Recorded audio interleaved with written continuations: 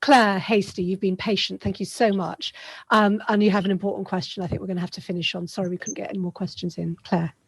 Hi, I'd like to know, why do scientists and policymakers use terms like herd immunity, population immunity, and indeed the word immunity at all, when we know that people can and are being reinfected, having had natural infection before and or double vaccinated? And we see that among the 42,000 members of our long COVID support group. And it feels, we know from emerging data that around 20% of breakthrough infections, people still have symptoms at 6 weeks or more. And we know already that mild and asymptomatic cases can lead to debilitating long COVID. So is it a falsely reassuring term? And is it indeed even accurate to use the term immunity? Thank you, Claire. And sorry, and all the best to you and everyone who's a member of your long COVID group. Steve. Yeah, absolutely right, Claire. So the problem is that what we're talking about here is a population effect.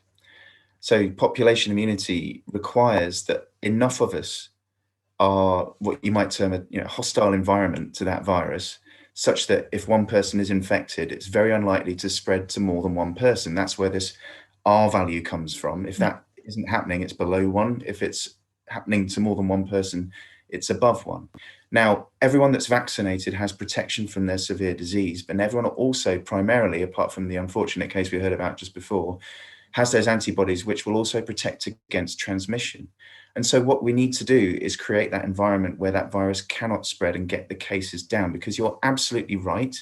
In a small proportion of cases, we do see breakthrough infections, and that can still result in disease. And especially with new variants coming through, Delta, now we need 2 jabs, not 1.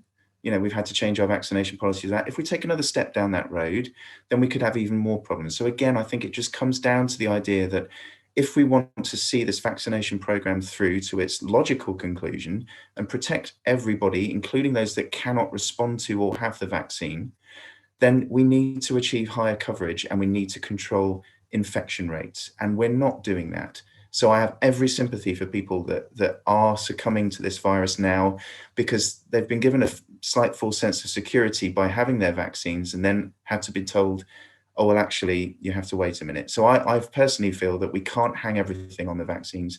We need to support those vaccines, because if we lose their fantastic abilities to protect us through evolving a new variant, for example, that really will be bad for everybody as well. And you would hope they would take notice of everyone anyway. But yeah, I think you're right. But the problem is that it's something that we need to aspire towards, and we're certainly not there yet, I'm afraid. I think it's a language thing. Using it as the term protection would be helpful rather than immunity, perhaps. And also using the word protection instead of restrictions, I think, would also help the debate. Thank you so much.